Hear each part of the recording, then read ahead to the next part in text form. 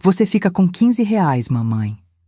Meu filho zombou de mim, certo de que herdaria os 160 milhões deixados pelo pai. Eu apenas esperei em silêncio. Quando o advogado virou para a página seguinte, o rosto dele empalideceu. Eu estava parada diante do caixão de mogno importado quando senti a mão do meu filho me empurrando. Não foi um toque gentil, daqueles que você espera em um velório.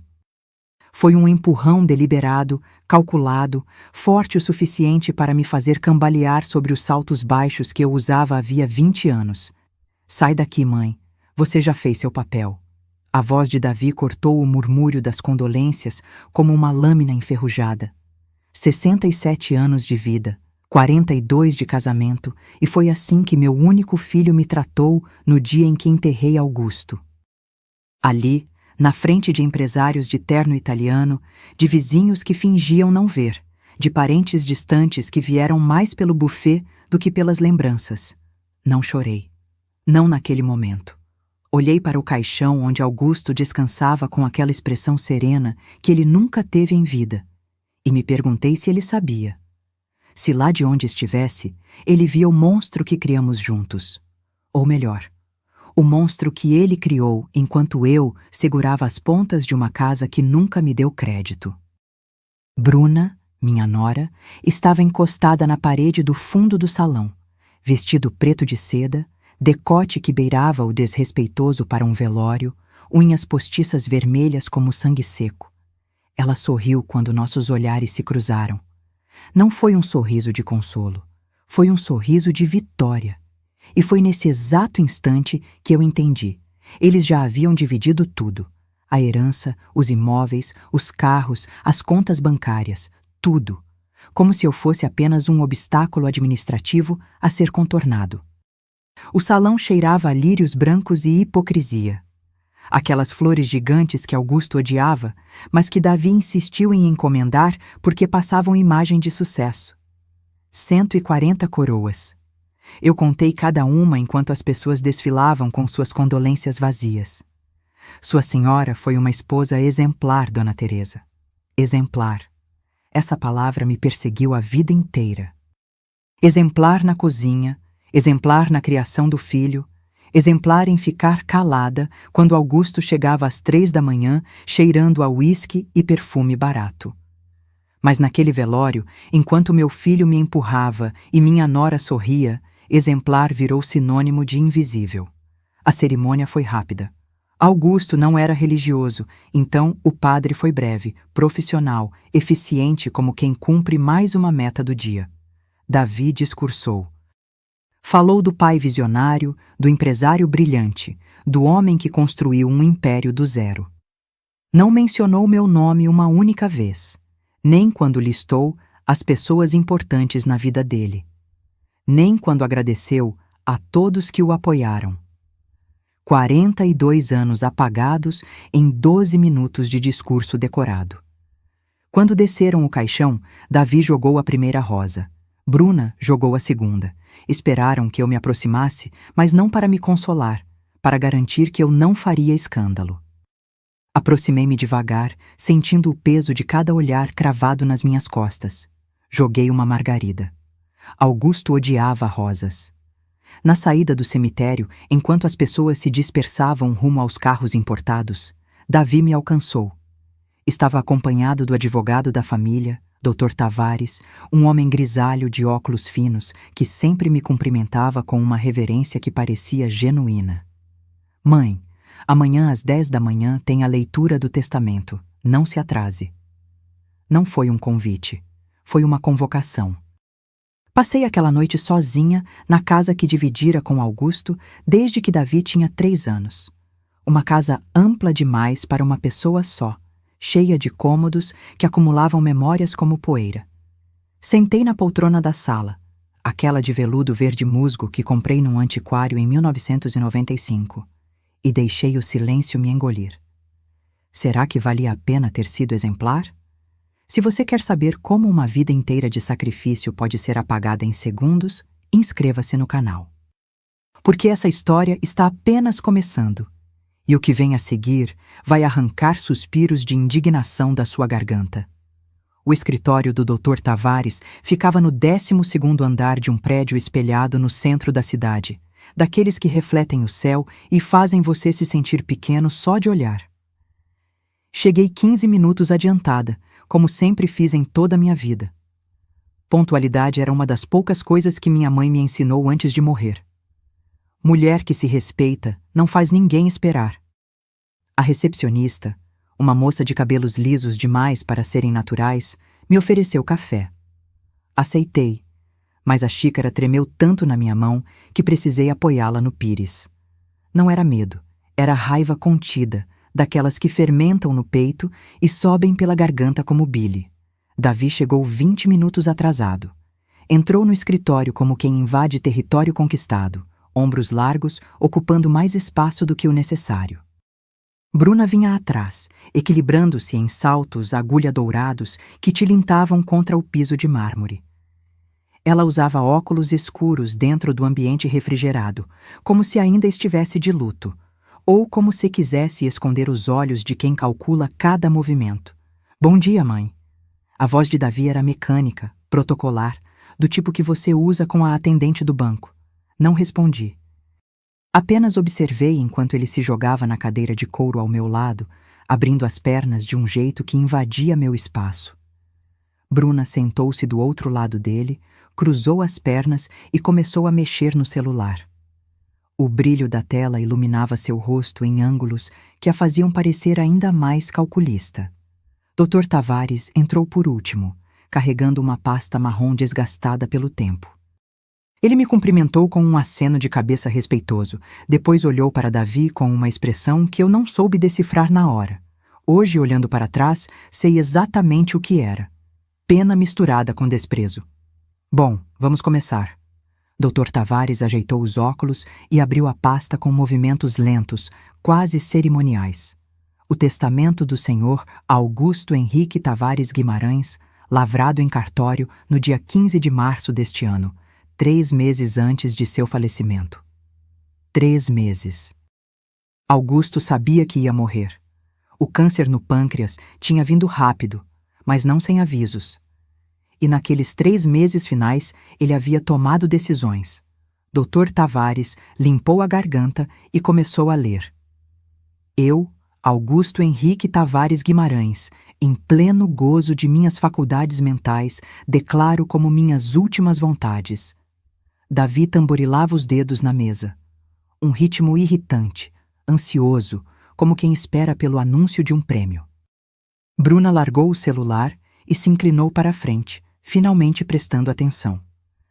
A minha amada esposa, Teresa Aparecida dos Santos Guimarães, deixo a quantia de R$ 15.000, depositada em conta corrente, além da propriedade residencial localizada na Rua das Acácias, número 342.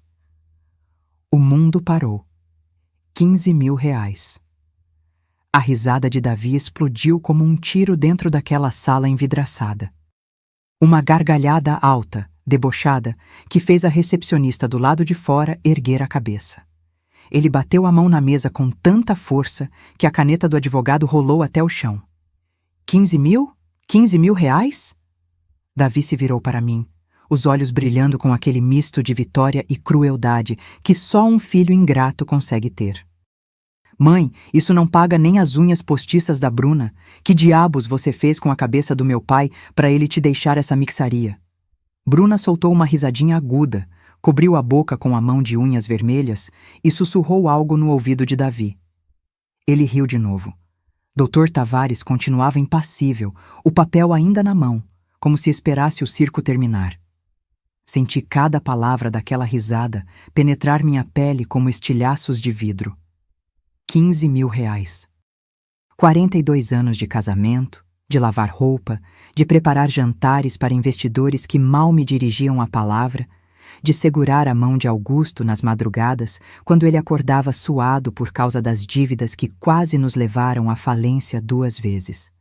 Tudo isso valia R$ 15.000. A casa. Pelo menos ele tinha deixado a casa. E quanto ao restante dos bens? Davi nem esperou o Dr. Tavares terminar. Ele arrancou o papel da mão do advogado com um movimento brusco. Deixa eu ver isso aqui. Senhor Davi, por favor. Dr. Tavares tentou recuperar o documento, mas meu filho já estava lendo em voz alta, a empolgação escorrendo de cada sílaba. Ao meu filho Davi Augusto Guimarães, deixo a totalidade das minhas empresas, ações, imóveis comerciais, aplicações financeiras e veículos, totalizando o patrimônio estimado em 160 milhões de reais. 160 milhões. Bruna levantou de um pulo e abraçou Davi, berrando como se tivesse ganhado na loteria. Ele a ergueu do chão, girando com ela no meio daquele escritório de mogno e vidro. Eu continuava sentada, as mãos cruzadas sobre a bolsa de couro sintético que usava havia 8 anos, observando meu filho comemorar como se eu não estivesse ali, como se eu nunca tivesse existido. Sabe o que isso significa, amor? Bruna passou as mãos pelo rosto de Davi, aquela voz manhosa que ela usava quando queria algo. Podemos comprar aquela cobertura em Miami e trocar o carro. Eu sempre quis uma Mercedes conversível. E vai ter. Davi a beijou no pescoço, ali mesmo, na frente do advogado e na minha frente. Tudo o que você quiser, princesa. Tudo. Dr. Tavares guardou os papéis devagar, meticulosamente, sem olhar para ninguém. Fechou a pasta, ajeitou os óculos e finalmente ergueu os olhos para mim. Havia algo naquele olhar. Uma mensagem silenciosa que eu não consegui compreender. Dona Teresa, a senhora precisa assinar alguns documentos para formalizar a transferência da casa para o seu nome. Podemos agendar para a próxima semana? Antes que eu pudesse responder, Davi interrompeu. Na verdade, doutor, sobre essa casa... Ele se sentou de novo, agora com uma postura de empresário, alguém acostumado a tomar decisões. Quanto vale aquele imóvel no mercado atual? Meu estômago despencou. É uma residência em bairro valorizado, com 500 metros quadrados de terreno. Eu diria que algo em torno de 2,5 milhões de reais. Dr. Tavares respondeu com voz neutra. 2,5 milhões? Davi passou a mão pelo queixo, pensativo. Então, olhou para mim como quem avalia um objeto velho que precisa decidir se guarda ou joga fora. Mãe, você não acha que é uma casa grande demais para você? Sozinha, naquela idade? E se acontece alguma coisa, quem vai te ajudar? A preocupação na voz dele era tão falsa que chegava a ser ofensiva. Davi tem razão, sogra. Bruna se aproximou, tocou meu ombro com aquelas unhas postiças. Eu tive vontade de arrancar cada uma. A gente podia te achar um apartamento menor, mais prático. Ou quem sabe uma daquelas residências para terceira idade. Tem umas muito bonitinhas, sabe? Com enfermeiras, atividades. Asilo. Ela estava sugerindo um asilo. Olhei para o rosto do meu filho. Procurei ali algum resquício do menino que eu embalei quando tinha cólicas, que eu ensinei a andar, a ler, a amarrar os sapatos. Procurei o garoto que chorava no meu colo quando os amigos da escola o excluíam. Procurei alguma centelha de humanidade. Não encontrei nada. Apenas o reflexo distorcido de um homem que aprendeu com o pai que amor se mede em cifras. E que eu, aos olhos dele, não valia mais que 15 mil reais. Vou pensar sobre isso. Minha voz saiu firme, surpreendendo até a mim mesma. Levantei da cadeira, peguei minha bolsa e caminhei até a porta. Dr. Tavares me acompanhou até o corredor. Antes de entrar no elevador, ele se inclinou e sussurrou. Dona Teresa, não assine nada sem falar comigo antes. Nada. A senhora entendeu? Entendi. Mas ainda não sabia o porquê. Só descobriria quando fosse tarde demais para Davi voltar atrás. Os dias que se seguiram à leitura do testamento foram como viver dentro de uma geladeira emocional. Davi não voltou a me ligar. Bruna não fingiu mais gentileza. Era como se, oficialmente, eu tivesse me tornado um item riscado da lista de prioridades da vida deles. Mas a casa continuava minha. Por enquanto. Eu sabia que eles voltariam. Gente como Davi e Bruna sempre volta quando quer alguma coisa. E na quinta-feira seguinte, Exatamente às 11 da manhã, a campainha tocou com aquela insistência irritante de quem não aceita ser ignorado. Abri a porta e dei de cara com os dois. Davi trajava um terno cinza carvão que eu nunca tinha visto, certamente comprado com o dinheiro recém-herdado. Bruna usava um conjunto de linho bege e carregava uma pasta executiva, como se estivesse ali a negócios. Estavam mesmo. Oi, mãe, a gente precisa conversar. Davi entrou sem esperar convite. Os sapatos de couro italiano marcando o piso de tábua corrida que eu havia encerado na véspera. Bruna o seguiu, o perfume francês dela impregnando o ar da sala de um jeito enjoativo. Fechei a porta devagar, contando até 10 mentalmente. Uma técnica que aprendi em décadas de engolir desaforos. Senta aqui, mãe, isso é importante. Davi apontou para o sofá. Meu sofá. Como se fosse ele o dono da casa. Sentei-me na beirada, coluna ereta, mão sobre o colo. Postura que minha avó dizia ser de mulher que não se curva facilmente. Bruna abriu a pasta e espalhou papéis sobre a mesa de centro.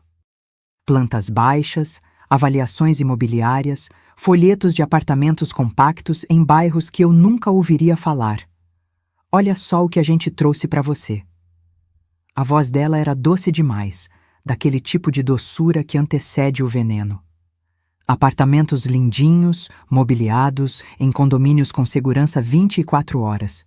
Esse aqui tem até salão de jogos para terceira idade. Ela empurrou um folheto colorido na minha direção.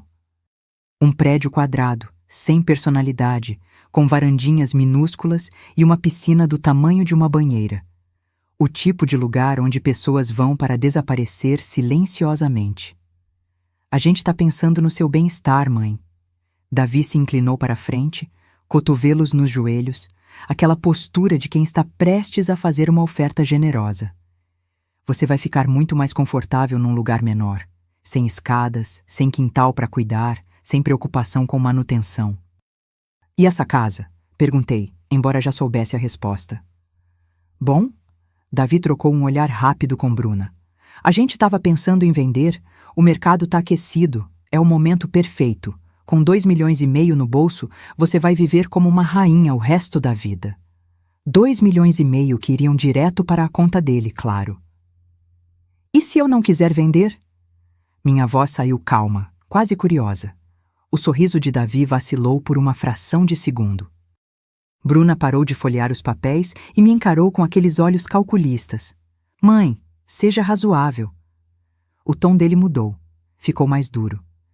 Você tem 67 anos, sozinha. Essa casa é enorme, cara de manter. E se você cai? Se passa mal?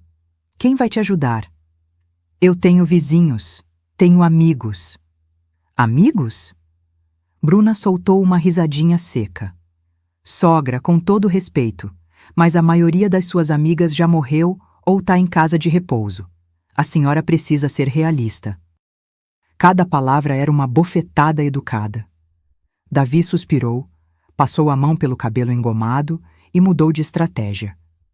Ele se levantou, começou a andar pela sala, tocando nos objetos como se estivesse fazendo um inventário. Parou em frente ao aparador de jacarandá que pertenceu à minha avó. Essas coisas antigas aqui... Ele bateu os nós dos dedos na madeira escura, o som ecoando oco. Valem uma fortuna, sabia? Móvel de jacarandá autêntico deve ter uns 80 anos. 1.500 reais fácil.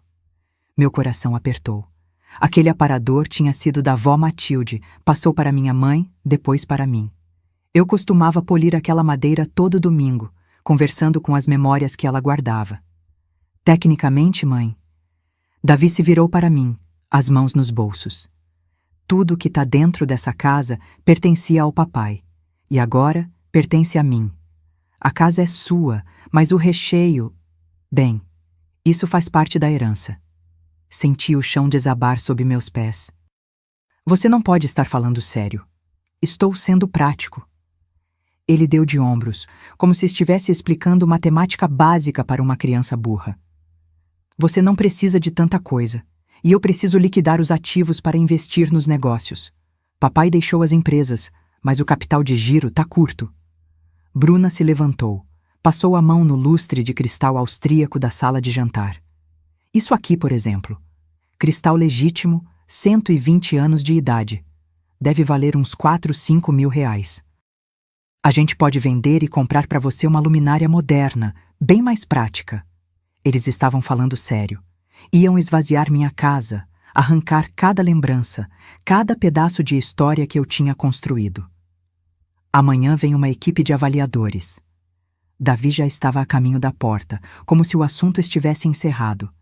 Eles vão catalogar tudo que tem valor. Não se preocupe, mãe. A gente não vai tirar suas coisas pessoais. Roupa, fotos, essas coisas você pode ficar. Que generosidade. Bruna me deu um beijinho no ar, aquele gesto vazio que mulheres fazem quando querem parecer carinhosas sem realmente tocar na outra pessoa. Pensa com carinho nos apartamentos, tá, sogra? A gente só quer o melhor para a senhora.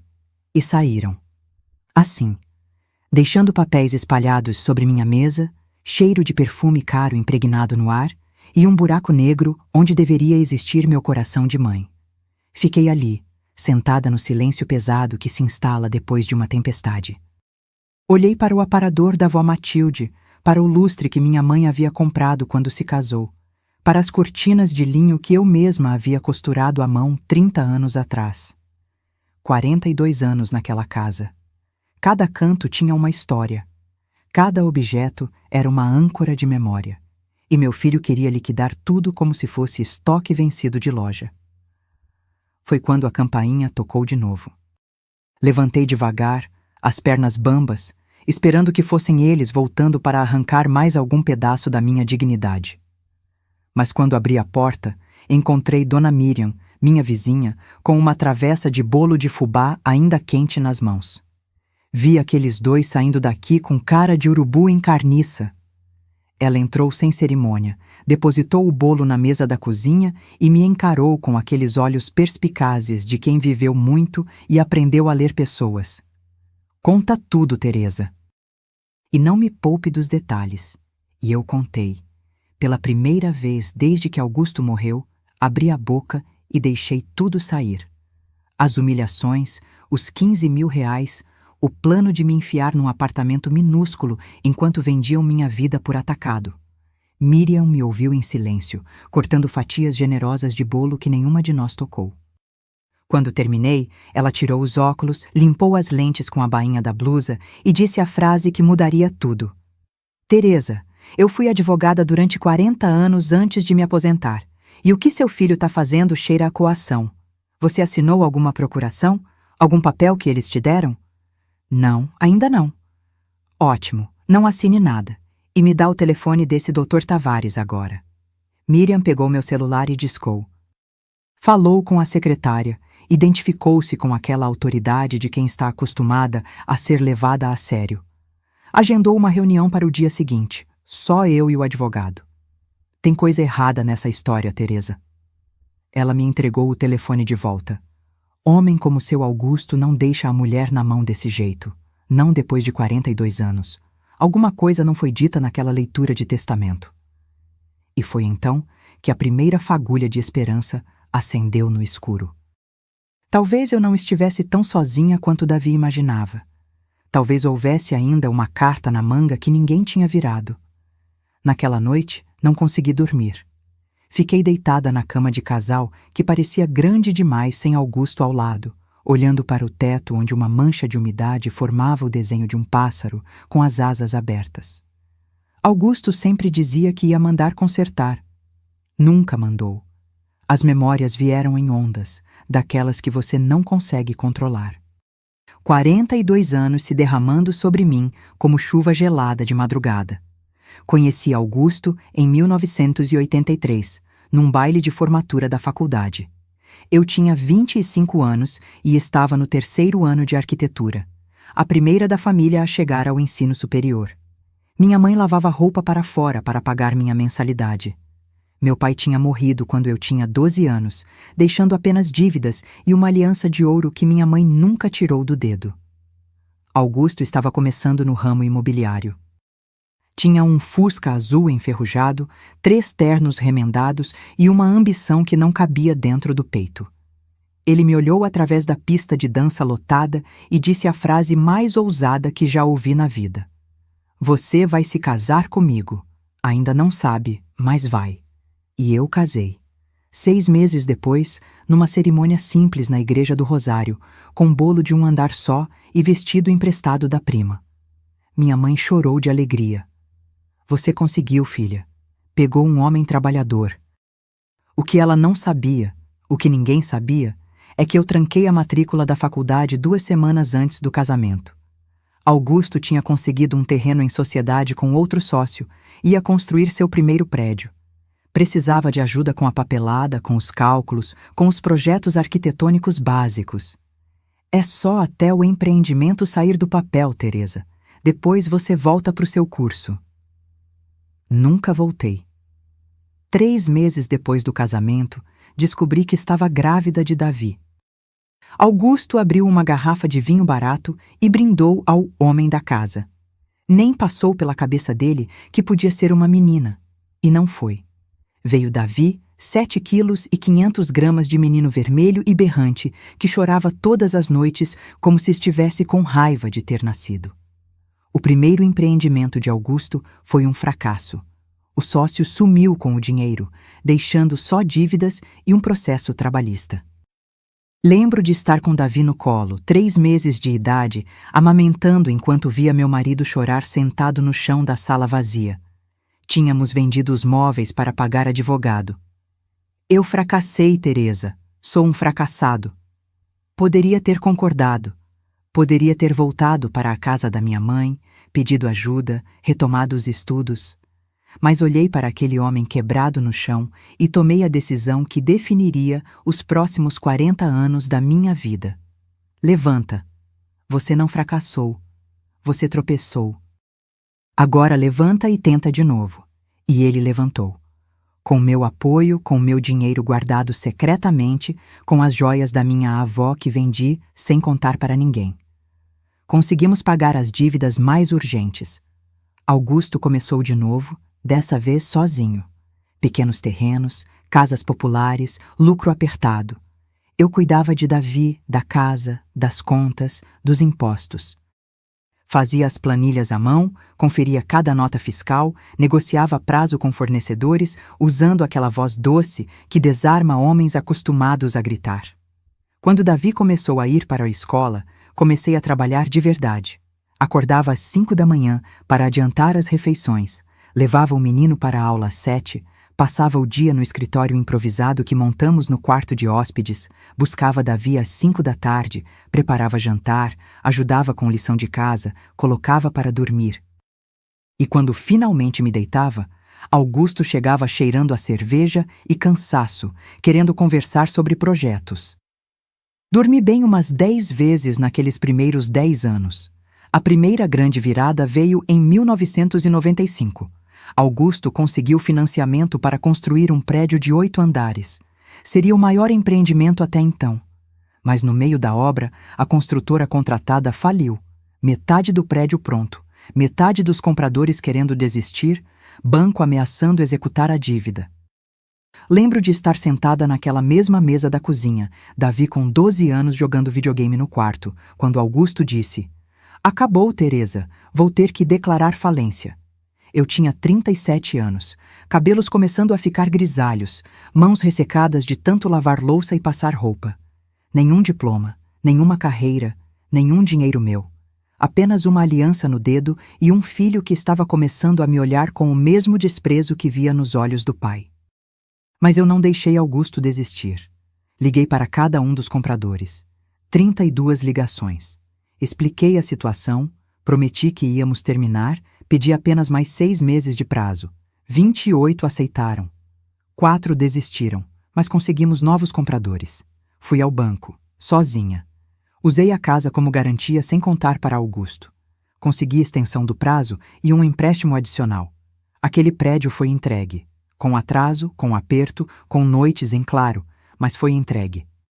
E o lucro, R$300 mil na época, uma fortuna, permitiu que Augusto finalmente decolasse. Ele me agradeceu naquela noite. Levou-me para jantar num restaurante caro, segurou minha mão sobre a mesa e disse: Você é a base de tudo, Teresa. Sem você, eu não sou nada. Acreditei. Como uma idiota apaixonada, acreditei. Mas Davi estava ouvindo.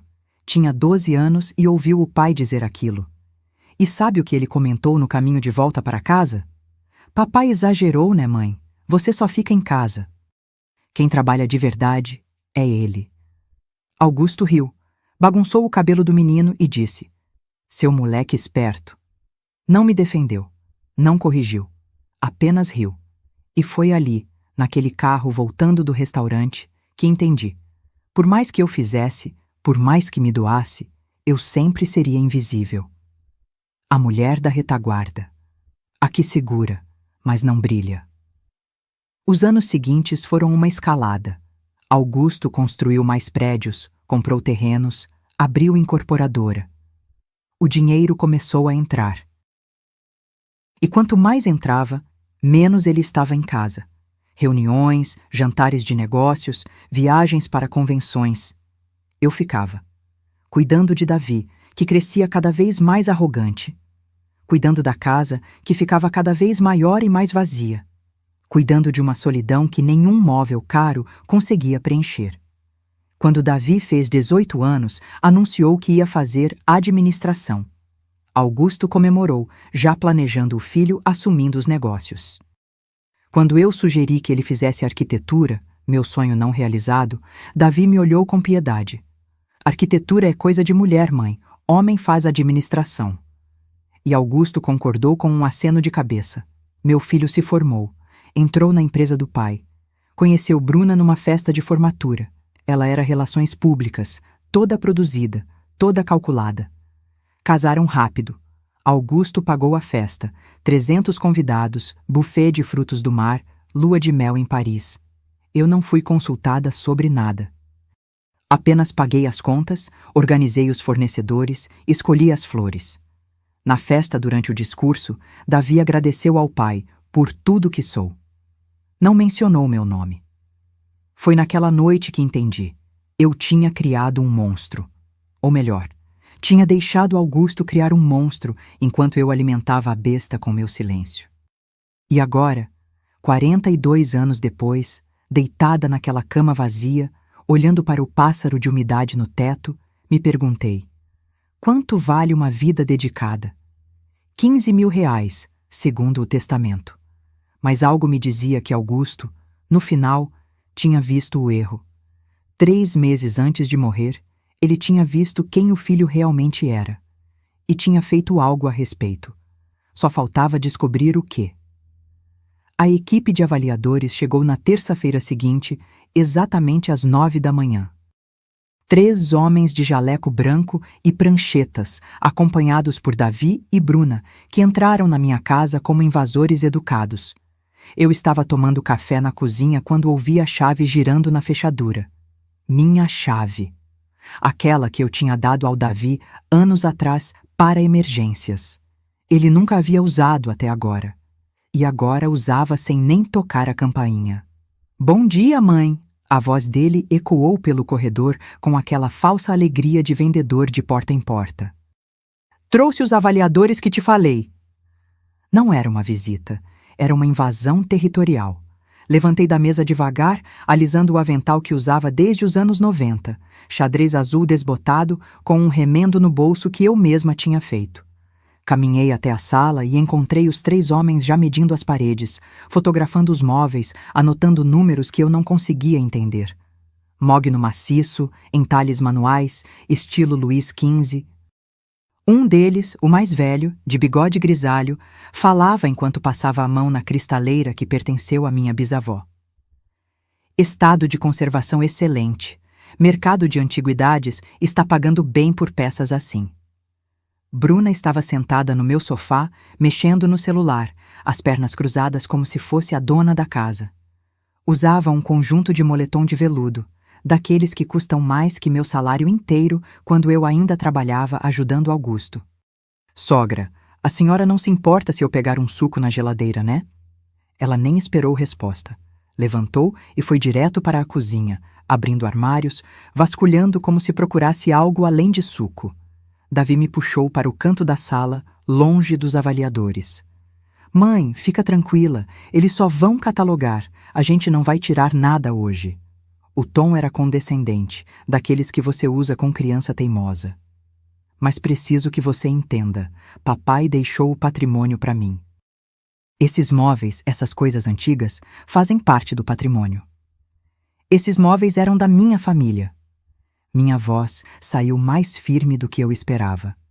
O aparador era da avó Matilde, a cristaleira da bisavó Clara, o lustre. E o papai pagou a reforma dessa casa quando vocês se casaram. Davi me interrompeu.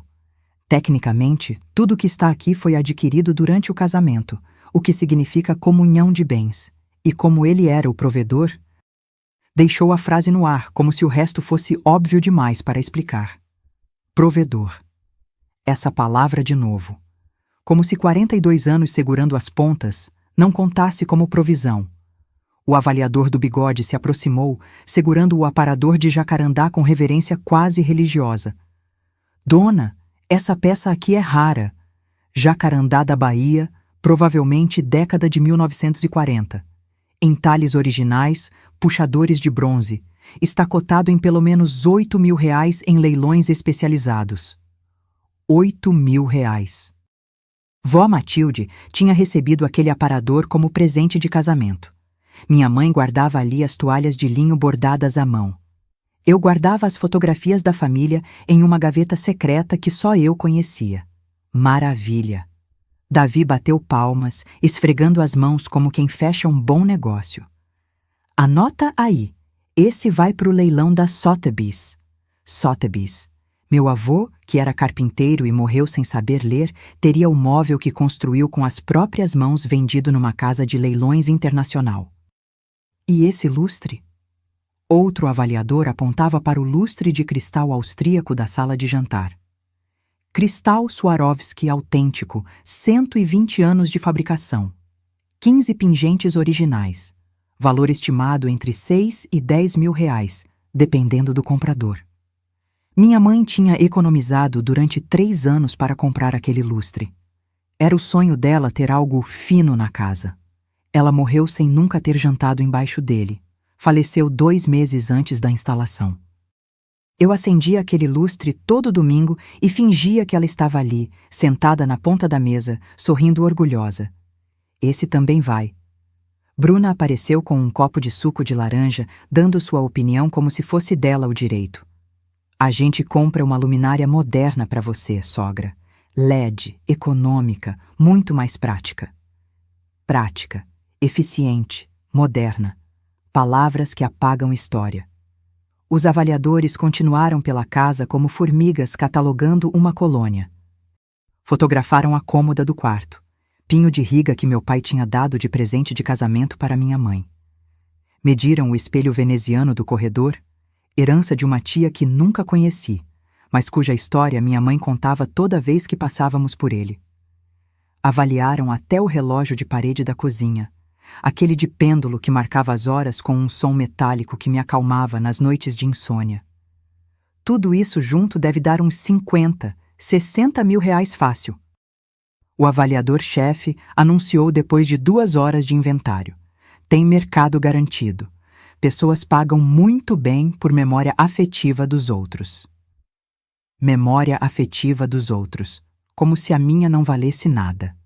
Davi assinou os papéis da avaliação com caneta Montblanc, outra novidade comprada com dinheiro do pai morto. Guardou as cópias na pasta executiva e se virou para mim com um sorriso que devia parecer reconfortante, mas só pareceu predatório. Mãe, na semana que vem vou mandar um caminhão buscar as peças. Vou deixar os móveis básicos para você: cama, sofá, mesa, o essencial. Ele tocou meu ombro e precisei de todo o autocontrole do mundo para não me afastar. E com o dinheiro da venda, vou depositar R$ 1.000 por mês na sua conta, além dos 15 mil que o papai deixou. Vai ver que vai sobrar até R$ 1.000 por mês. Ele ia vender 60 mil reais em memórias e me dar R$ 1.000 mensais como esmola. E tem mais uma coisa. Bruna se aproximou, segurando um porta-retratos de prata que ficava na estante. Era a foto do meu casamento. Eu e Augusto jovens, sorrindo, cheios de futuro pela frente. Isso aqui é prata de lei, né, sogra? Deve valer uns 1.500. Ela começou a tirar a foto da moldura. Alguma coisa dentro de mim quebrou. Não. Minha voz saiu baixa, mas firme como concreto armado. Bruna parou, a foto ainda na mão, me olhando com surpresa. Como se não esperasse que um móvel falasse. Como assim não, mãe? Davi franziu a testa. Não vão levar isso. Arranquei o porta-retratos da mão de Bruna com um movimento rápido que surpreendeu até a mim mesma. Nem o aparador da avó Matilde, nem o lustre da minha mãe, nem nada que tenha a história da minha família. Mãe, você está sendo irracional. Irracional! Minha voz subiu pela primeira vez em 42 anos de casamento e 20 anos de viuvez antecipada. Irracional é vocês dois entrarem na minha casa sem permissão. Irracional é inventarem que têm direito sobre coisas que são minhas por herança de sangue, não de papel carimbado. O silêncio que se instalou foi pesado como chumbo derretido. Os avaliadores trocaram olhares desconfortáveis. Um deles começou a guardar a prancheta, sinalizando que queria sair dali o mais rápido possível. Davi deu um passo à frente, o maxilar travado, olhos estreitos. Reconheci aquela expressão. Era a mesma que Augusto fazia quando contrariado. A mesma que precedia os gritos, os murros na mesa, as portas batidas. A senhora vai me obedecer. Ele falou devagar, cada palavra pesando 1 tonelada. Porque eu sou o dono dessa herança. E se a senhora não colaborar, eu tenho advogados muito bons que vão provar na justiça que esses móveis fazem parte do inventário do papai. Então prove. Ouvi minha própria voz, mas parecia vir de outra pessoa. Uma pessoa cansada de ser pisada. Vai na justiça, traz seus advogados, mas enquanto isso, nada sai dessa casa sem a minha autorização. E eu não autorizo. Bruna bufou, revirando os olhos. Davi, vamos embora. Deixa sua mãe com esse apego doentio às coisas velhas dela. A gente resolve isso com o Dr. Tavares. Eles saíram batendo a porta. Os avaliadores os seguiram rapidamente, aliviados por escapar do campo de batalha. Fiquei sozinha na sala, ainda segurando o porta-retratos de prata, tremendo da cabeça aos pés. Não de medo, de raiva. 42 anos engolindo sapos, aceitando migalhas, sendo a mulher exemplar que nunca reclamava. Mas tinha um limite, e eles tinham acabado de cruzar. Naquela mesma tarde, Dona Miriam apareceu na minha porta com uma garrafa térmica de café e aquela determinação de quem não aceita não como resposta. Ela tinha 70 anos, cabelos brancos cortados curtos, óculos de armação vermelha e uma postura ereta que desafiava a gravidade e o tempo. Vi o circo que armaram aqui hoje cedo. Ela entrou sem cerimônia, foi direto para a cozinha e serviu 2 xícaras de café. 3 homens de jaleco, seu filho saindo com cara de quem mordeu ferro. Conta. E eu contei. Tudo. Os avaliadores, os móveis, a humilhação de ver minha própria história sendo precificada como mercadoria de brechó. Miriam me ouviu em silêncio absoluto, apenas assentindo com a cabeça nos momentos certos, os olhos atentos por trás das lentes grossas. Quando terminei, ela tirou os óculos, limpou com a bainha da blusa. Um hábito que eu já conhecia, significava que ela estava processando informações importantes, e me encarou com seriedade. Teresa, tem algo muito errado nessa história toda. Muito errado. Ela tamboreou os dedos na mesa pensativa. Fui advogada especializada em direito de família durante 40 anos. Vi de tudo. Maridos escondendo patrimônio, filhos forjando testamentos, cônjuges sendo manipulados. Mas isso aqui... Ela apontou para mim. Isso aqui tem cheiro de coação e abuso financeiro. Mas o testamento foi lido pelo Dr. Tavares. É legítimo. Foi lido. Não disse que foi lido por completo. Miriam se levantou. Começou a andar pela cozinha, como fazia nos tribunais quando estava montando uma linha de raciocínio. Me diz uma coisa, seu marido era homem de deixar a mulher de 42 anos de casamento na mão desse jeito? Pensei. Augusto era muitas coisas. Ausente, workaholic, às vezes insensível. Mas injusto? Completamente injusto? Não. Ele sabia quanto eu tinha sacrificado. Tinha dito aquilo no jantar depois que salvei o empreendimento. Você é a base de tudo. Não, respondi, a voz saindo mais firme. Não era. Então por que deixaria só 15 mil reais para você?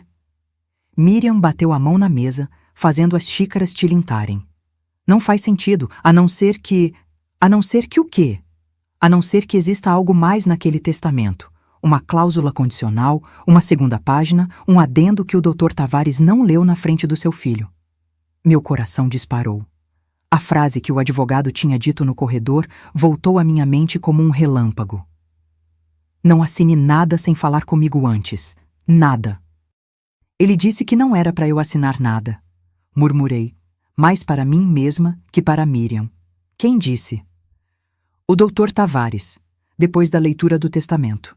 Ele me puxou no corredor e disse para não assinar nada sem conversar com ele primeiro. Miriam bateu palmas uma vez, alto, como quem acabou de resolver um enigma.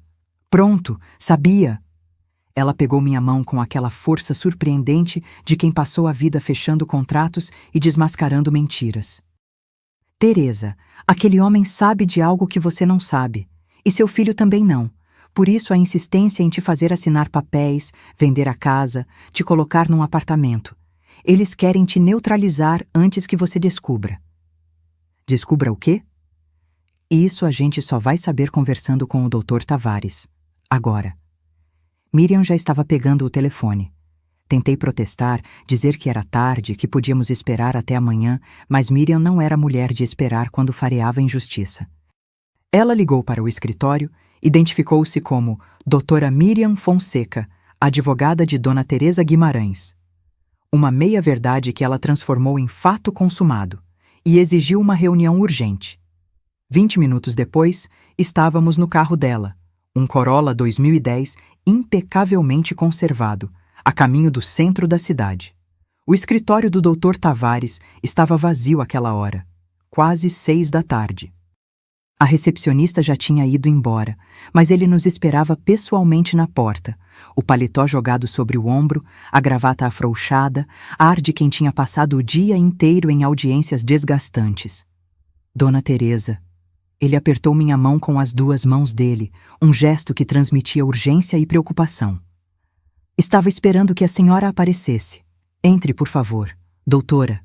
Ele cumprimentou Miriam com o respeito de quem reconhece uma colega de profissão.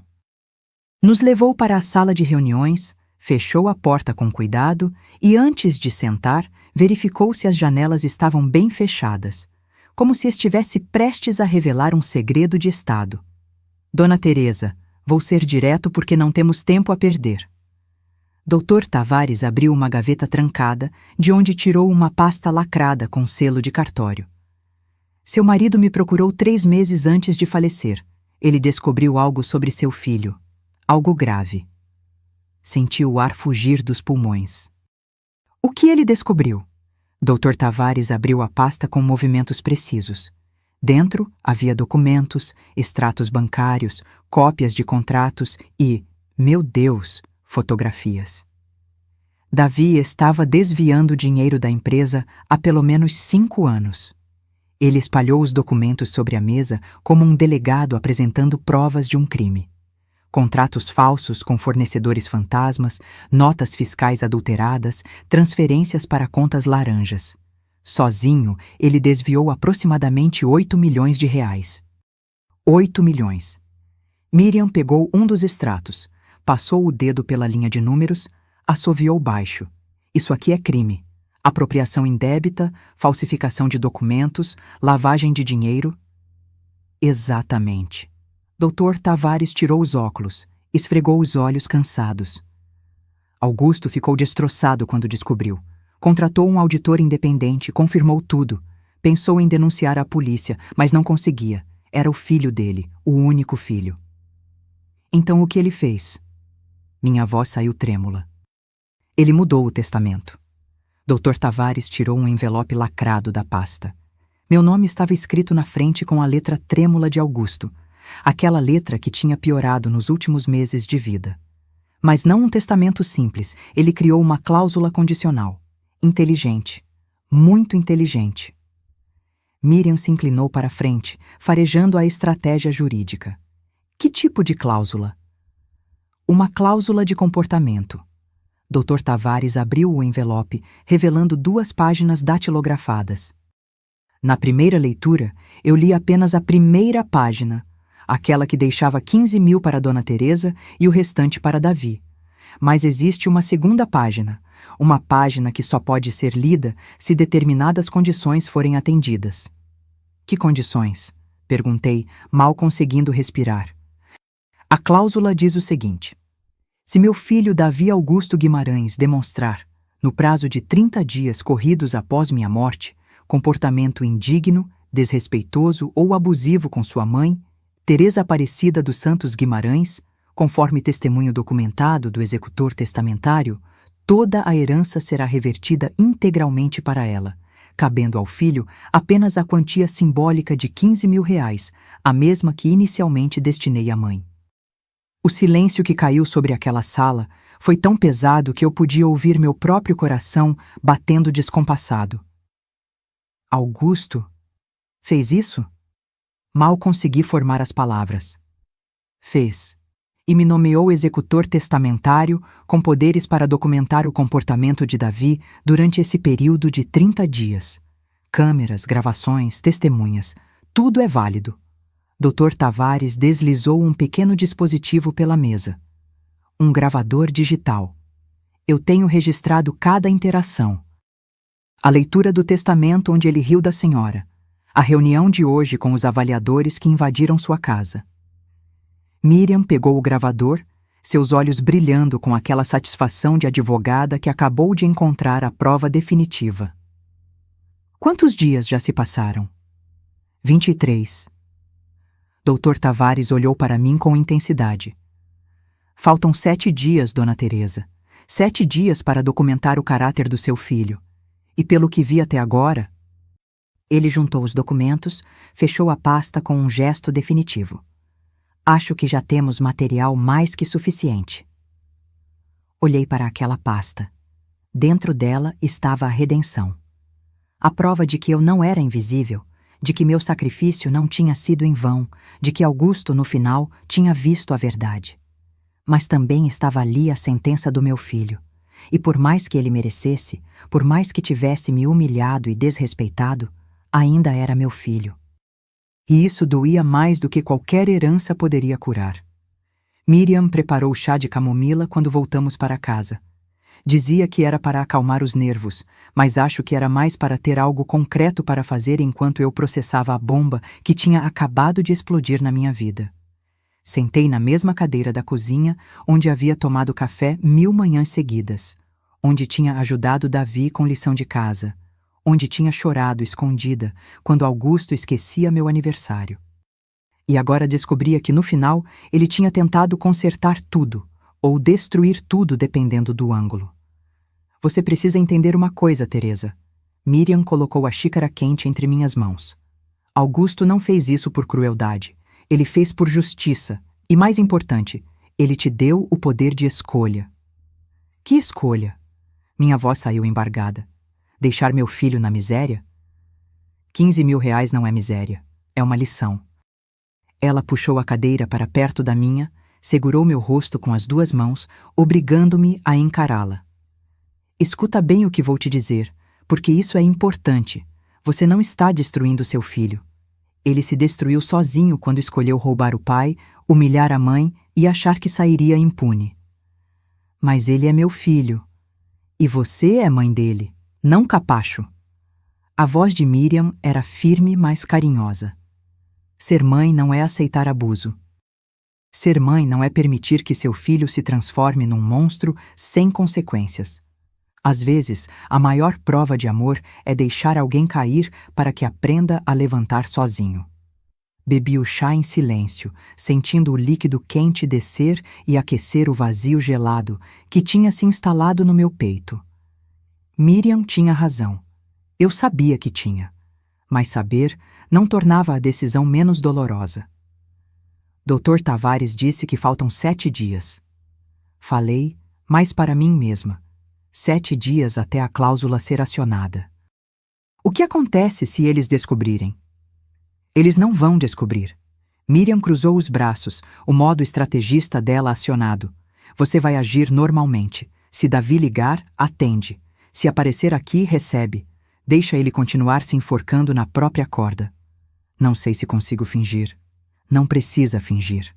Apenas seja você, a mulher que sobreviveu a 42 anos de invisibilidade sem perder a dignidade.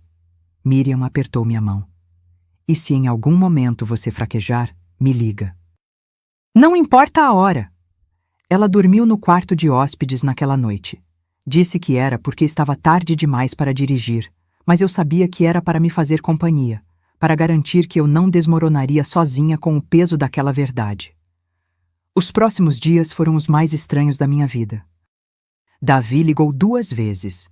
Uma para dizer que tinha resolvido a questão dos móveis com o advogado e que eu não precisava me preocupar. Outra para avisar que tinha encontrado um apartamento perfeito para mim num condomínio para idosos. Tem salão de jogos, mãe, e aulas de crochê. Você vai adorar crochê. Como se eu fosse uma velhinha senil que só serve para passar o tempo tricotando. Engoli a raiva, agradeci educadamente e desliguei. Miriam, que estava ao meu lado, fez anotações num caderninho. Dia 25, filho tenta coagir mãe a aceitar apartamento não desejado. Na quinta-feira, Bruna apareceu sem avisar. Trazia panfletos de asilos, residências assistidas de luxo, e um sorriso tão falso quanto suas unhas de gel. Sogra, olha só que lindo! Tem piscina aquecida, enfermeiras 24 horas, sala de TV a cabo. Ela espalhava os folhetos sobre a mesa como quem apresenta opções de resort. E o melhor, Davi já pagou a primeira mensalidade. A senhora pode se mudar semana que vem. Eu não vou para lugar nenhum, Bruna. Mantive a voz calma, mas firme. Ela piscou, confusa, como se não processasse a possibilidade de receber um não. Mas, sogra, a gente já fechou. Vai perder o dinheiro da matrícula se a senhora não for. Então perde. Voltei a lavar a louça, dando-lhe as costas deliberadamente. Eu não pedi, não autorizei e não vou. Senti a raiva dela irradiar pelas costas. Ela ficou ali parada por alguns segundos, respirando pesado, antes de recolher os panfletos com movimentos bruscos. A senhora é uma ingrata. Davi só quer o melhor para a senhora, e a senhora fica com essa teimosia ridícula. A voz dela subiu uma oitava. Mas tudo bem. Quando a senhora cair sozinha nessa casa velha e ficar dias no chão sem ninguém para ajudar, não venha chorar. Bateu a porta com tanta força que o relógio de parede parou por alguns segundos antes de voltar a funcionar.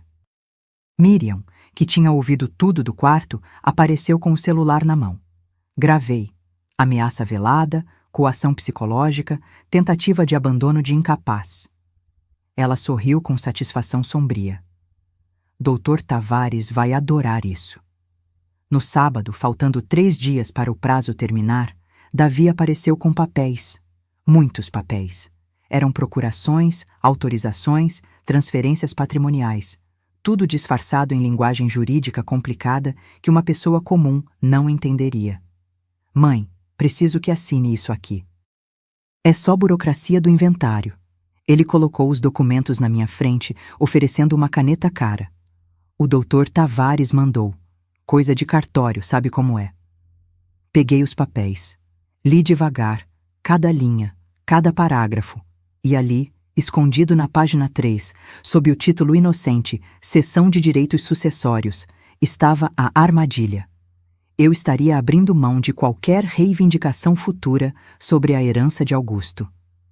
Dr. Tavares mandou isso? Olhei nos olhos de Davi. Mandou.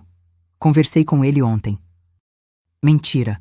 Dr. Tavares tinha me ligado ontem à noite para dizer que Davi tinha tentado marcar reunião, mas ele tinha inventado uma desculpa de estar viajando.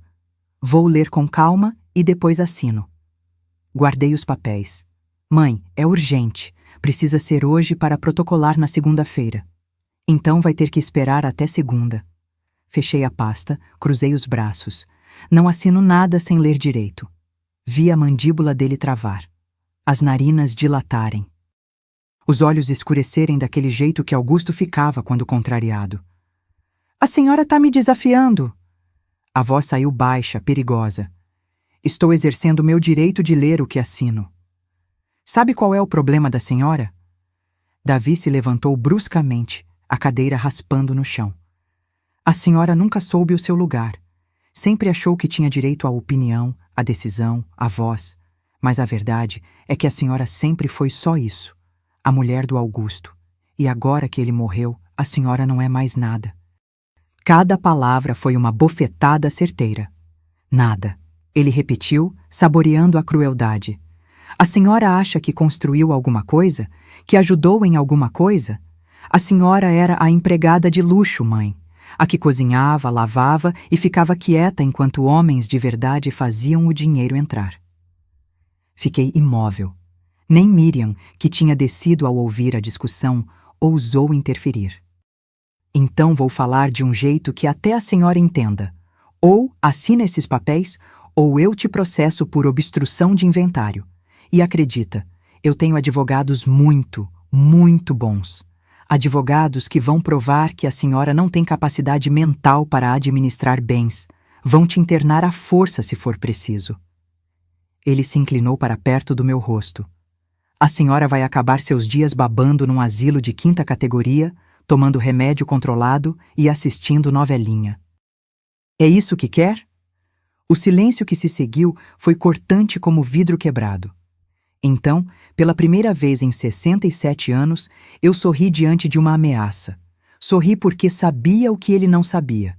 Sorri porque faltavam apenas 3 dias. Sorri porque cada palavra daquele discurso estava sendo gravada pelo dispositivo que Dr. Tavares tinha instalado discretamente na luminária da sala. Sabe, Davi... Minha voz saiu calma, quase suave. Você está absolutamente certo.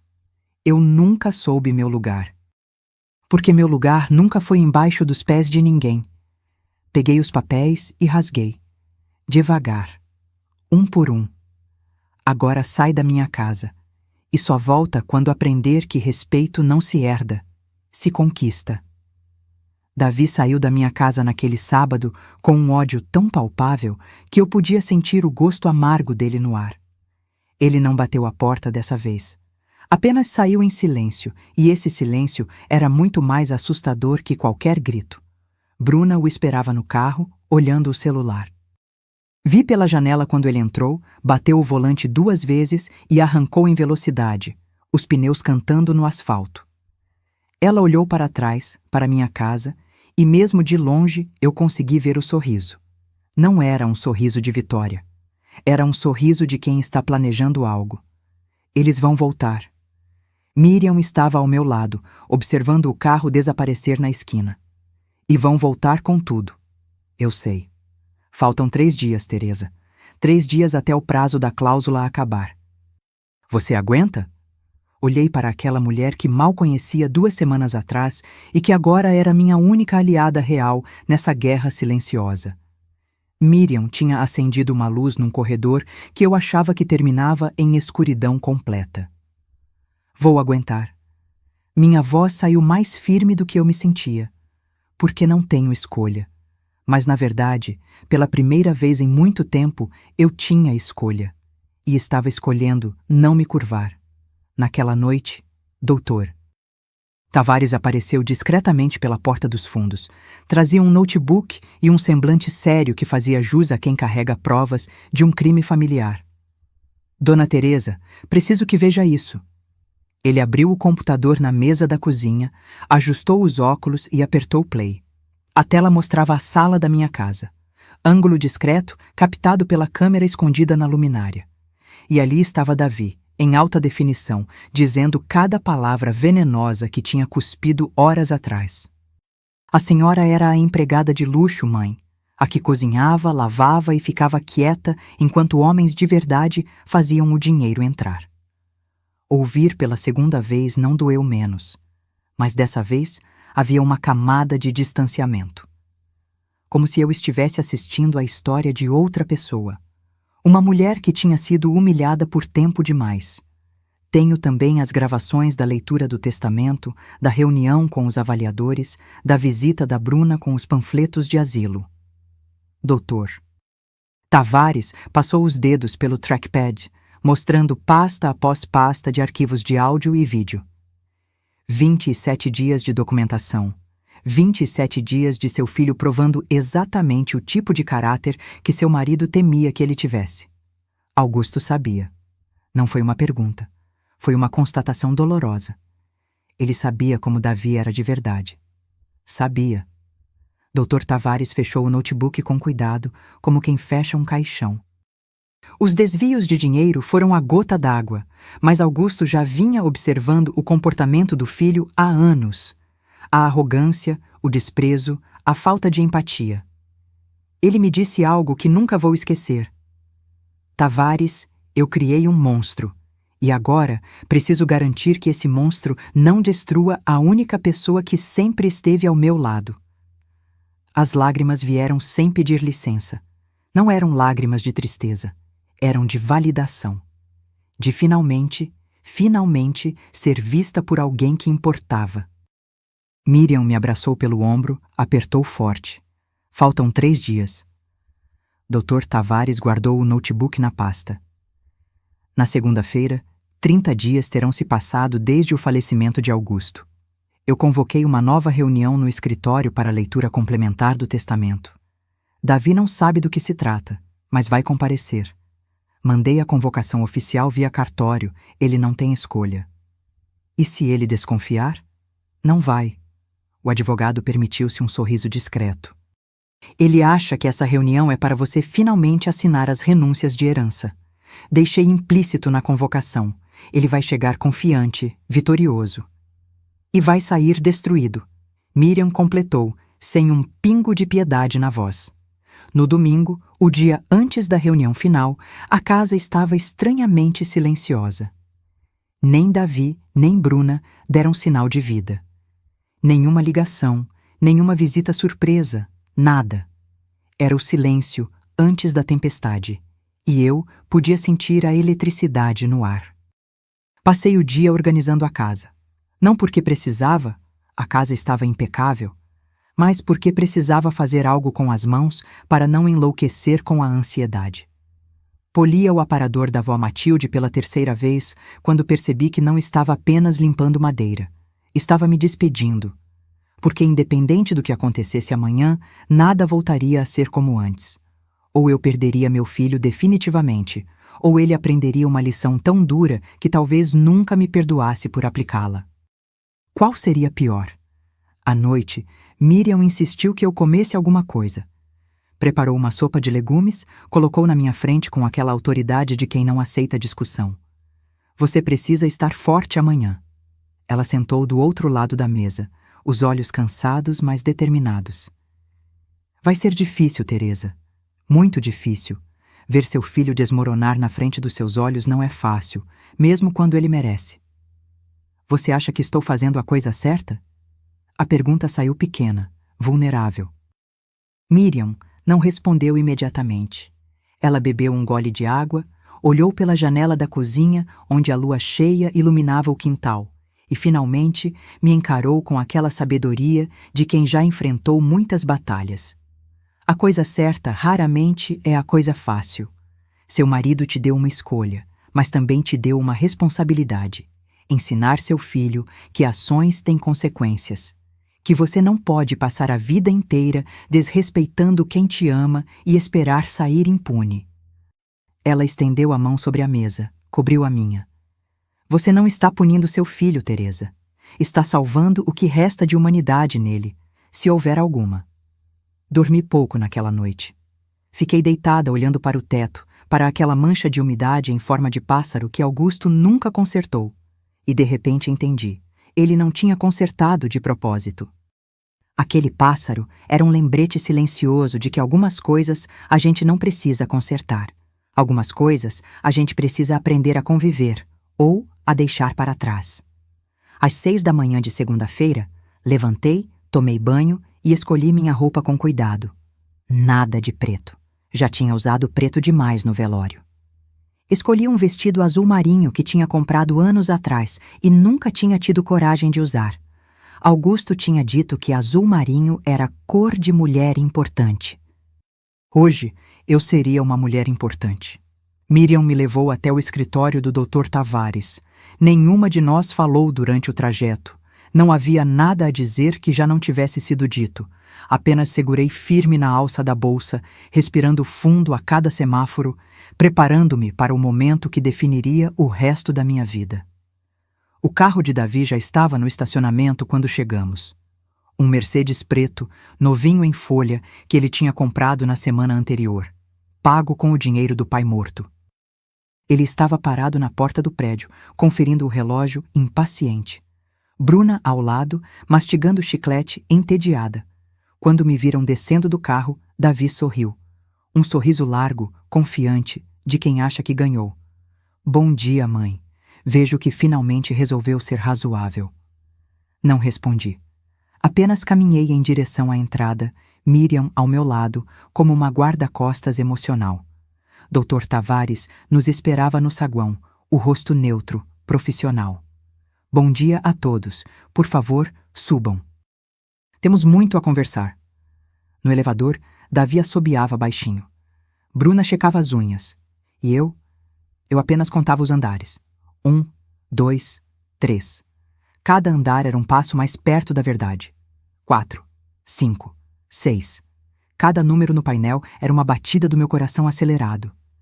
7, 8, 9, 10, 11 e, finalmente, 12. As portas se abriram para o corredor que levava ao escritório onde minha vida seria redefinida. Onde meu filho aprenderia que subestimar uma mulher silenciosa é o erro mais caro que um homem pode cometer. Onde justiça, finalmente, deixaria de ser apenas uma palavra bonita. A sala de reuniões estava exatamente como eu lembrava.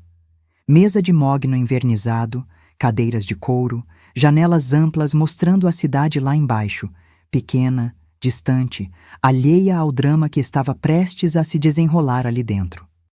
Davi se jogou na cadeira com aquela postura de dono do mundo, as pernas abertas, o braço esticado sobre o encosto da cadeira ao lado. Bruna sentou-se ao lado dele, cruzou as pernas e começou a mexer no celular, como se aquilo fosse apenas mais uma reunião entediante da qual ela participava por obrigação. Miriam posicionou-se estrategicamente ao meu lado. Dr. Tavares foi até a porta, trancou com um clique discreto que fez Davi erguer uma sobrancelha, mas não comentar. Depois, voltou para sua cadeira, abriu aquela mesma pasta marrom desgastada e ajeitou os óculos com movimentos meticulosos. Bom, Davi bateu as mãos nas coxas, impaciente. Vamos logo com isso. Trouxe novos documentos para minha mãe assinar. Mais simples dessa vez, sem juridiquês complicado. Ele empurrou uma pasta pela mesa na minha direção. Dr. Tavares, o senhor pode confirmar que está tudo em ordem? Na verdade, senhor Davi, não vamos precisar desses documentos. Doutor. Tavares nem olhou para a pasta. A reunião de hoje tem outro propósito. Silêncio. Davi piscou, confuso. Bruna largou o celular. Como assim outro propósito? A voz dele tinha perdido um pouco da arrogância. Estamos aqui para a leitura complementar do testamento de seu pai.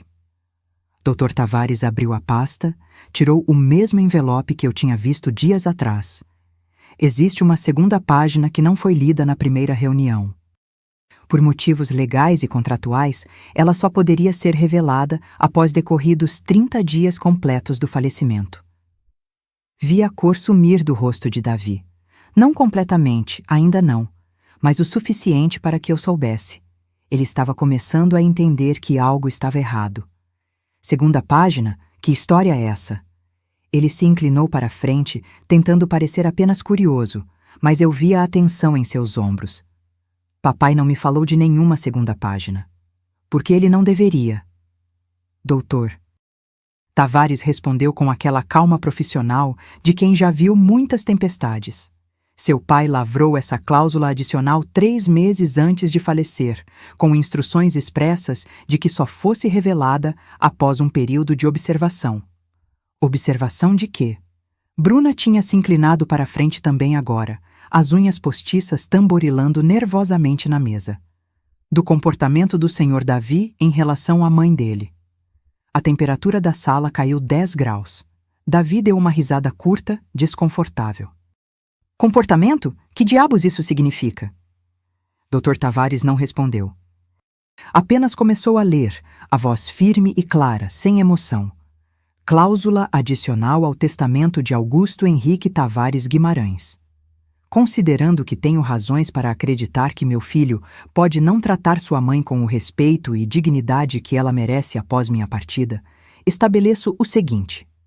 Caso seja comprovado, através de documentação idônea coletada pelo executor testamentário, que Davi Augusto Guimarães demonstrou comportamento indigno, desrespeitoso, coercitivo ou abusivo com Teresa, Aparecida dos Santos Guimarães, no prazo de 30 dias após meu falecimento, toda a herança por mim deixada será revertida integralmente para minha esposa. O silêncio que se seguiu foi ensurdecedor. Ao meu filho, nesse caso, caberá apenas a quantia simbólica de R$ 15.000, a mesma que inicialmente destinei à mãe, como lembrança de que respeito e dignidade não se herdam, conquistam-se. Davi levantou de um salto, a cadeira quase tombando para trás. Isso é ridículo! O grito ecoou pelas paredes. Isso não pode ser legal, não pode ser válido. É completamente legal. Miriam falou pela primeira vez, sua voz de advogada cortando o ar como lâmina afiada.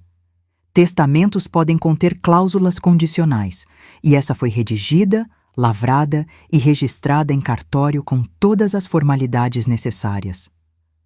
Comportamento indigno? Davi passou as mãos pelo cabelo, estava começando a suar. Quem define o que é comportamento indigno?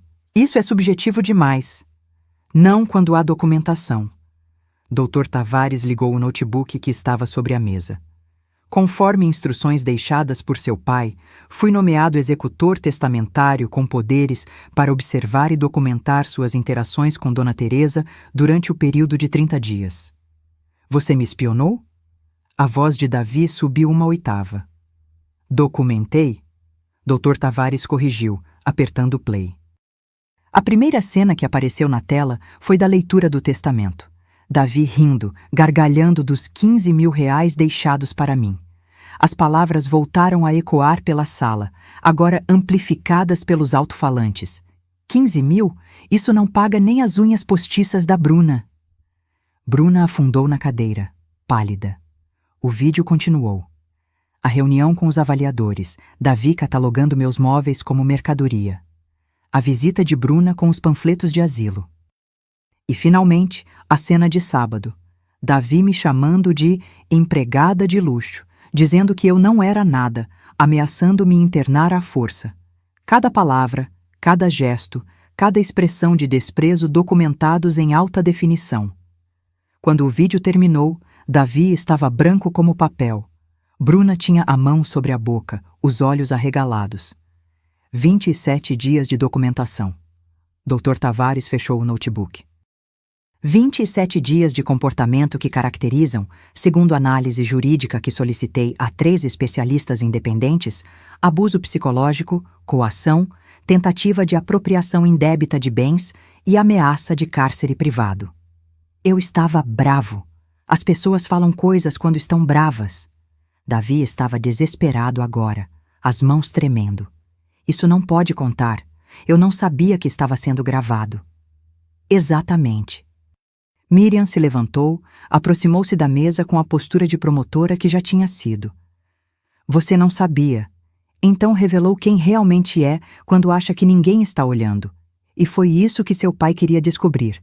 Não o filho que você fingia ser na frente dele, mas o homem que você se tornava quando achava que não havia consequências. Davi se virou para mim e, pela primeira vez em muito tempo, vi pânico real em seus olhos. Mãe,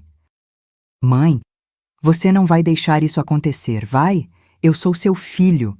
Eu estava só nervoso com a morte do papai, sabe como é? Não foi nada pessoal. Ele estava implorando agora, a voz falhando. Por favor, você não pode fazer isso comigo.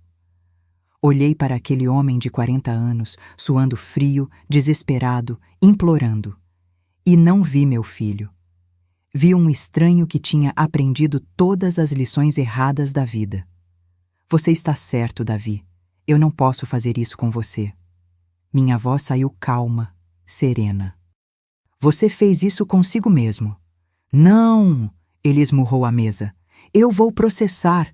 Vou derrubar esse testamento ridículo. Tenho direitos. Sou filho único.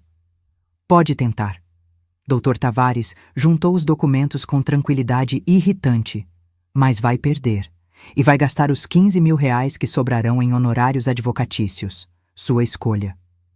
Bruna se levantou, puxando a bolsa. Davi, vamos embora. A gente resolve isso com outros advogados. Advogados de verdade. Ela lançou um olhar venenoso para Dr. Tavares. Mas Davi não se mexeu. Ele estava olhando para mim com uma expressão que oscilava entre ódio e descrença. Como se não conseguisse processar que a mulher invisível que ele tinha pisado a vida inteira tivesse acabado de virar o jogo. Quantos anos, mãe? A voz dele saiu rouca. Quantos anos você ficou esperando por isso? Planejando me destruir? Eu não planejei nada, Davi. Seu pai planejou. Eu só deixei você mostrar quem realmente era. Levantei, peguei minha bolsa. E se serve de consolo, espero que esses 15 mil reais te ensinem mais sobre dignidade do que 160 milhões jamais ensinariam. Caminhei em direção à porta. Miriam a destrancou, abriu para mim. Antes de sair, olhei para trás uma última vez. Davi continuava sentado, a cabeça entre as mãos. Bruna estava ao telefone, provavelmente já ligando para advogados, calculando se ainda havia algum jeito de salvar o dinheiro. E eu senti nada. Nem alegria pela vitória, nem tristeza pela perda. Apenas um vazio estranho onde deveria haver o amor de mãe. Talvez fosse isso que significava finalmente se libertar. Os 3 meses seguintes foram uma montanha-russa emocional que eu não estava preparada para enfrentar. Davi tentou impugnar o testamento, como prometido. Contratou um escritório caro, daqueles com nome em inglês e recepção de hotel 5 estrelas. Mas Dr. Tavares tinha razão. Eles não tinham caso. A cláusula era sólida, documentação era irrefutável e 3 peritos independentes confirmaram que o comportamento registrado caracterizava abuso psicológico. O juiz, uma mulher de cabelos grisalhos e olhar cansado de quem já tinha visto muita ingratidão familiar, negou o recurso em primeira instância. Davi apelou. Perdeu de novo. Custou-lhe exatamente 14.700 reais em honorários advocatícios. Sobraram 300 reais dos 15 mil que o pai deixou. Bruna o abandonou na 2ª semana após a decisão judicial. Não houve carta de despedida, não houve drama. Ela simplesmente fez as malas enquanto ele estava no escritório do advogado. Levou as joias que ele tinha dado, o carro que estava no nome dela e desapareceu. Deixou um bilhete grudado na geladeira com 3 palavras. Foi divertido enquanto durou. Soube disso através de Dona Miriam, que soube através da fofoqueira do prédio onde Davi morava, que por acaso era prima de uma cliente dela. Redes de informação femininas são mais eficientes que qualquer serviço de inteligência. Não senti pena, nem alegria, apenas uma constatação fria. Ele tinha escolhido uma mulher que o amava pelo que ele tinha, não pelo que ele era. E quando o ter acabou, o ser não foi suficiente. Quanto a mim, pela primeira vez em 67 anos, precisei descobrir quem eu era quando não estava sendo definida por outra pessoa. Não era mais a esposa de Augusto. Não era mais a mãe do Davi. Era apenas Teresa. E Teresa precisava se reinventar. A primeira coisa que fiz foi reformar a casa. Não porque ela precisasse, a estrutura estava sólida, mas porque eu precisava. Chamei um arquiteto jovem, uma moça de óculos grandes e cabelo colorido que me ouviu por 3 horas antes de desenhar uma única linha. A senhora quer transformar memórias em novos começos. Ela tinha dito, olhando para os cômodos com olhos de quem enxergava possibilidades. Vamos fazer isso. Pintamos as paredes. Nada de bege e branco, as cores que Augusto preferia porque eram neutras e valorizavam o imóvel. Escolhi azul cobalto para a sala, um azul profundo que lembrava o mar que eu nunca tinha visto de perto. Dourado para os detalhes, molduras, maçanetas, o rodapé que a arquiteta sugeriu e que fez toda a diferença. A cozinha ganhou azulejos portugueses em tons de amarelo e laranja, cores que pareciam guardar o sol dentro de casa, mesmo nos dias nublados. O aparador da avó Matilde continuou no mesmo lugar, mas agora restaurado, envernizado, brilhando com dignidade renovada.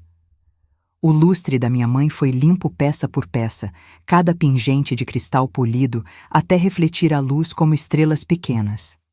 E onde antes havia o retrato de casamento, Augusto e eu, jovens e cheios de ilusões, coloquei uma fotografia minha aos 25 anos, antes do casamento, quando ainda sonhava em ser arquiteta. Aquela moça do retrato tinha os olhos brilhantes. Eu tinha esquecido que um dia fui assim. Com 67 anos, me matriculei na Universidade Aberta para a terceira idade. Não para fazer arquitetura completo. Aquele sonho tinha ficado para trás e estava tudo bem. Mas fiz um curso de História da Arte, outro de Jardinagem Urbana e um terceiro de Direitos da Mulher que Miriam insistiu que eu fizesse. Você nunca sabe quando vai precisar. Ela tinha dito com aquele sorriso sabido. Fiz amizades, reais. Não as amizades superficiais de esposa de empresário, onde você sorri em jantares e nunca revela nada verdadeiro. Mas amizades de gente que se reconhece na dor e na superação. Mulheres como eu, que tinham passado décadas sendo invisíveis e estavam aprendendo a ocupar espaço.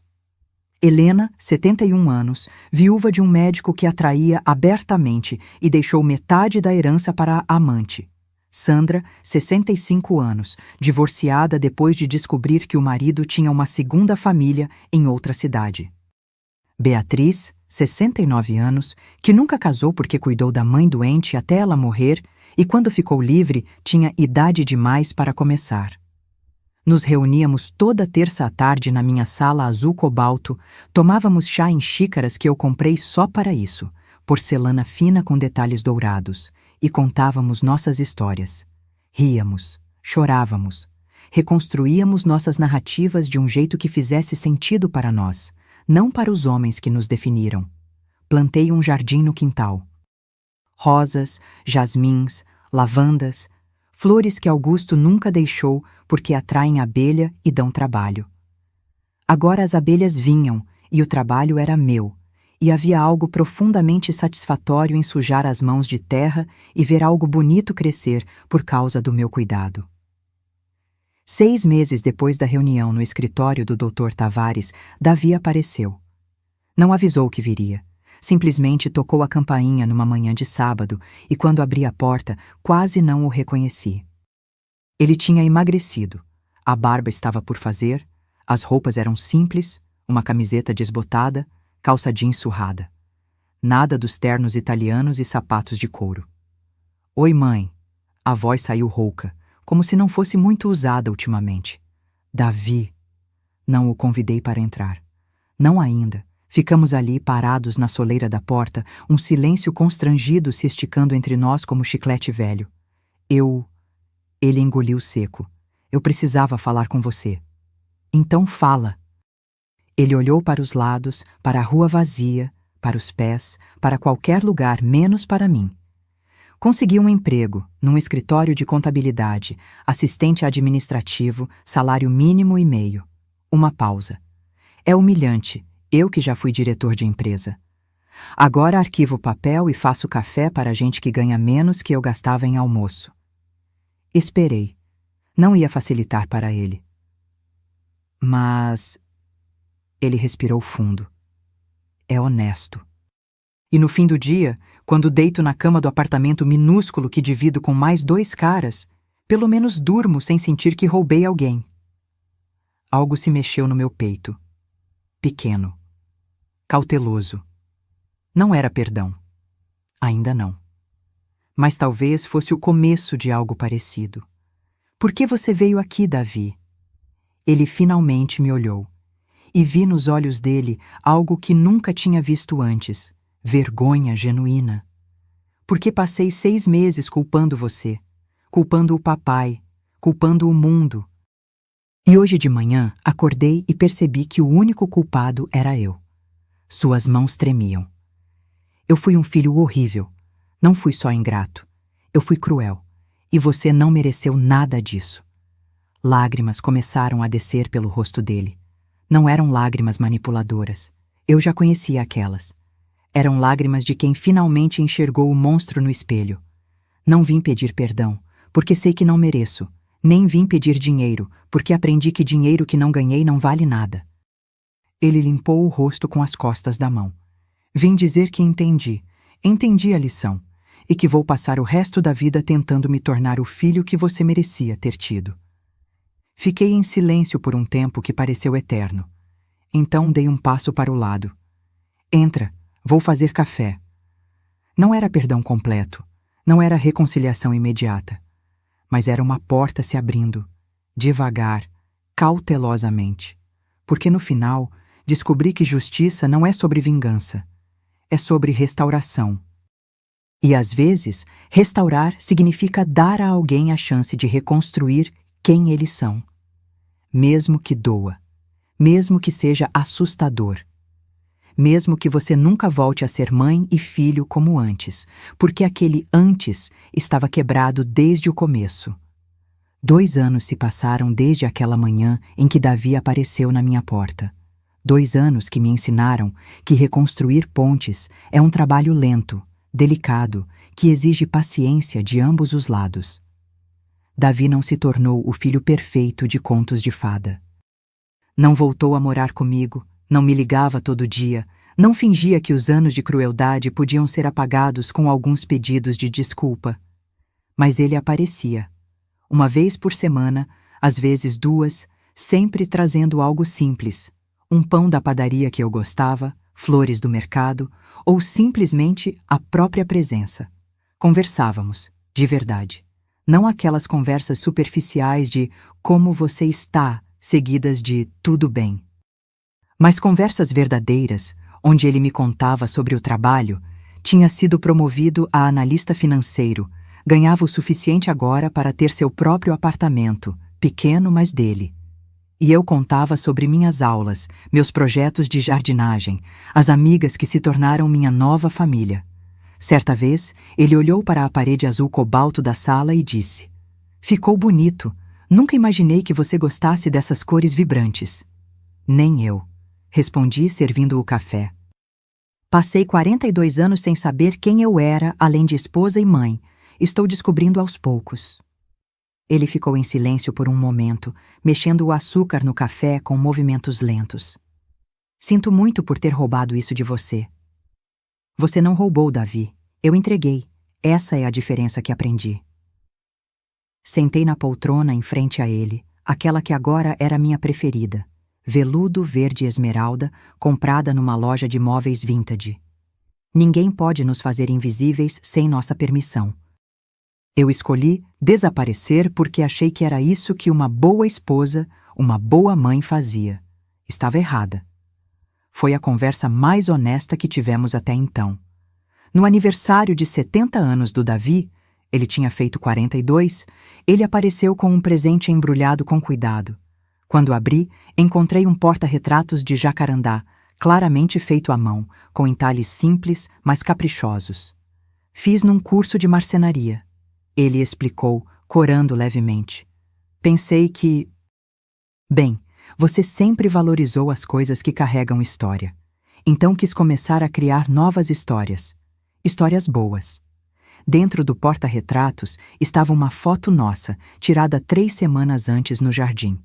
Eu regando as lavandas, ele ao fundo ajudando a podar as roseiras. Ambos sorrindo. Não sorrisos posados, mas sorrisos verdadeiros, daqueles que acontecem quando você está simplesmente vivendo um momento bom. Obrigada, filho. E dessa vez a palavra filho não doeu. Miriam continuou sendo minha âncora. Jantávamos juntas pelo menos 2 vezes por semana, alternando entre minha casa e a dela. Ela tinha começado a namorar um viúvo de 75 anos que tinha conhecido num cruzeiro para Fernando de Noronha que fizemos juntas. Algo que eu nunca teria feito sozinha, mas que Miriam insistiu que precisávamos viver. Teresa, passamos a vida inteira cuidando de todo mundo, está na hora de cuidar de nós. Ela estava certa. O cruzeiro foi libertador. Ver o mar pela primeira vez aos 69 anos me fez entender quantas coisas eu tinha deixado de fazer por estar ocupada sendo útil para outros. Voltamos com as malas cheias de conchas, a pele bronzeada e planos de fazer aquilo todo ano. As amigas da terça, Helena, Sandra e Beatriz, se tornaram confidentes, irmãs que eu escolhi. Helena tinha aberto uma pequena confeitaria com a herança que conseguiu na justiça. Sandra tinha voltado a pintar, algo que abandonou aos 20 anos quando o marido disse que arte não pagava conta. Beatriz tinha adotado 3 gatos e finalmente estava fazendo a viagem pela Europa que sempre sonhou. Todas nós estávamos florescendo na idade que a sociedade diz que deveríamos estar murchando. Dr. Tavares se tornou amigo também. Descobri que ele era viúvo, tinha perdido a esposa para o mesmo câncer que levou Augusto. Entendíamos um ao outro de um jeito silencioso, do jeito que pessoas que sobreviveram a perdas profundas conseguem entender. Numa tarde de café, ele me contou que Augusto tinha chorado no dia em que descobriu os desvios de Davi. Ele se culpava. Dizia que tinha criado um filho que valorizava dinheiro mais que caráter, porque ele mesmo tinha passado a vida correndo atrás de dinheiro. Dr. Tavares mexia o café, olhando para o líquido escuro, como se lesse o passado ali. A cláusula do testamento não era vingança, Dona Teresa. Era a última tentativa de um pai de salvar o filho, de dar a ele uma sacudida forte o suficiente para acordá-lo. Funcionou, eu disse, pensando no Davi de hoje, diferente do homem arrogante que tinha me empurrado no velório. Doeu, mas funcionou. 6 meses atrás, recebi uma ligação inesperada. Era de uma fundação que apoiava mulheres em situação de vulnerabilidade. Queriam saber se eu estaria disposta a compartilhar minha história num evento sobre empoderamento feminino na terceira idade. Minha primeira reação foi recusar. Quem ia querer ouvir a história de uma velha que levou 67 anos para encontrar a própria voz? Mas Miriam, como sempre, me convenceu. Justamente por isso, Teresa.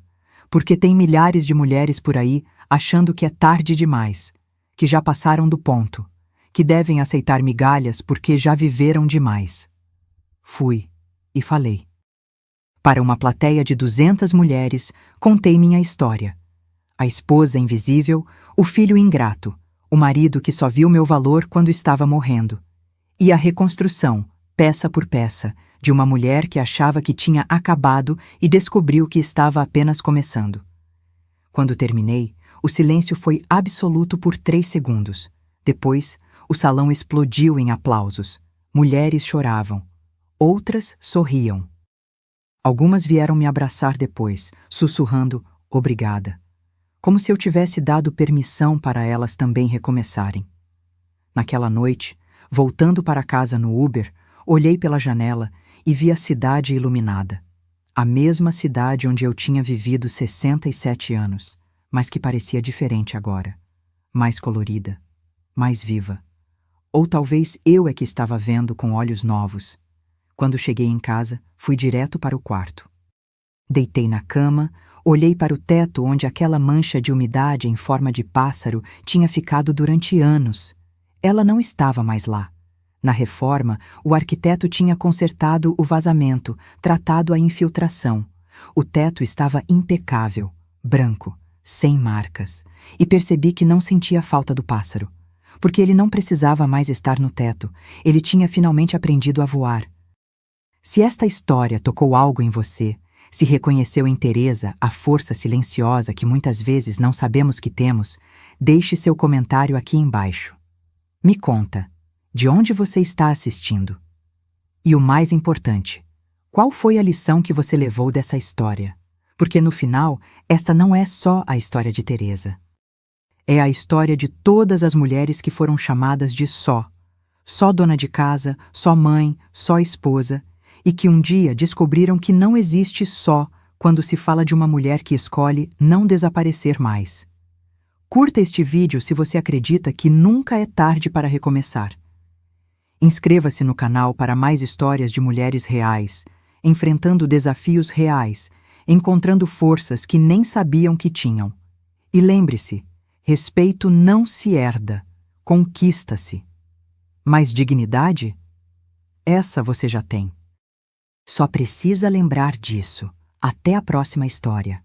E que sua história também tenha um recomeço, não importa quantos anos você tenha. Teresa levou 67 anos para voar. Quanto tempo você vai esperar?